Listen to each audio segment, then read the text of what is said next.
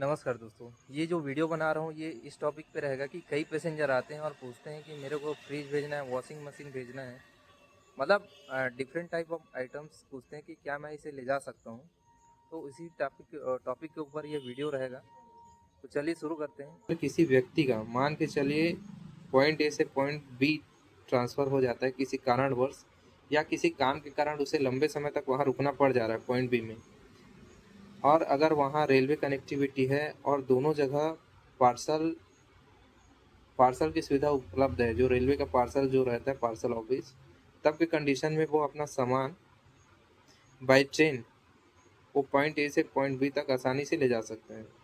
यही कंपैरिजन करें अगर रोड ट्रैफिक से, या फिर रोड से अगर वो अपना सामान लेके जाता है पॉइंट से ए से पॉइंट बी तक, तो उसे काफ़ी कॉस्टली पड़ेगा। वहीं अगर कंपैरिजन करें, अगर रेलवे कनेक्टिविटी का वो बेनिफिट लेता है, तो उसको कंपैरिजन उसको कम ही मतलब पैसा देना पड़ेगा। जैसे मान के चलिए उसमें 20,000 लग रहा है, तो उसका पॉइंट ए से पॉइंट बी रेल कनेक्टिविटी में 5,000 के आसपास लगभग लगेगा। मैं बाद में बताऊंगा इसका कैलकुलेशन करना कि किस प्रकार से आप डिफरेंट डिफरेंट आइटम का कैलकुलेशन और उसका फ्रेट कैसे निकाल सकते हैं। अगर पॉइंट ए से पॉइंट बी मेरे को सामान लेके जाना है, चाहे फ्रिज हो, कूलर हो, वॉशिंग मशीन हो, या फिर मशीन हो, या स्कूटी हो, चाहे साइकिल हो, स्कूटर हो, तब उसका कैलकुलेशन आप कैसे निकालेंगे।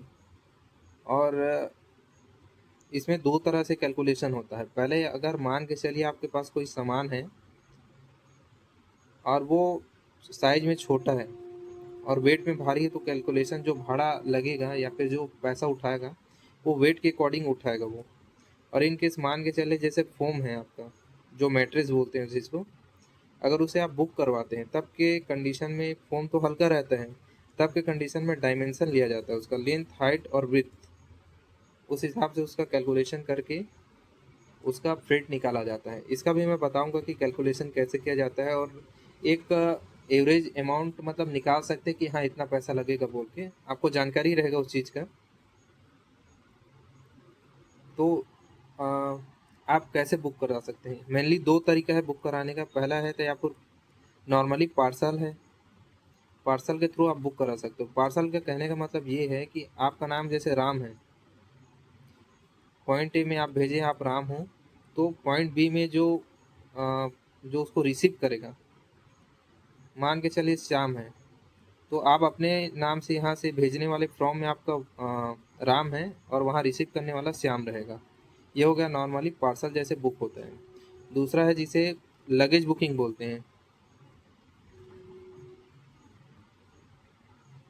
लगेज बुकिंग में होता क्या है, अगर मान के चलिए पॉइंट ए से पॉइंट बी तक कोई गाड़ी जा रही है, मान के चलिए रेंडमली नंबर लेते हैं 18248।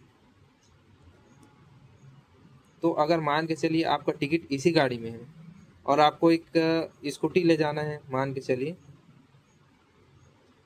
तो आप बुकिंग काउंटर में आप देंगे कि मेरे को स्कूटी ले जाना है इस ट्रेन में जिसमें मेरा टिकट है।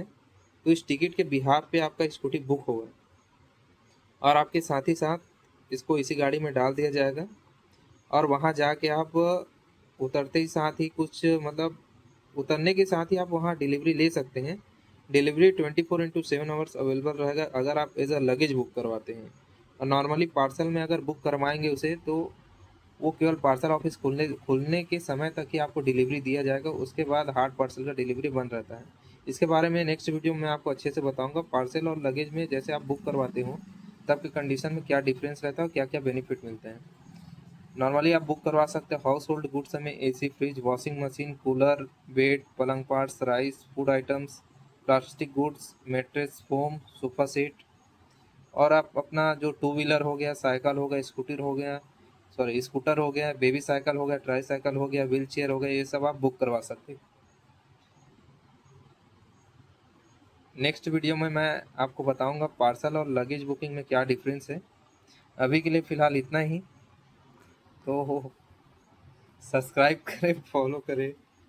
तो आज के लिए इतना ही, बाकी नेक्स्ट वीडियो में आपको और अच्छे से बताने की कोशिश करूँगा। जो भी डाउट रहेगा आपको कमेंट बॉक्स में कमेंट कर सकते हैं।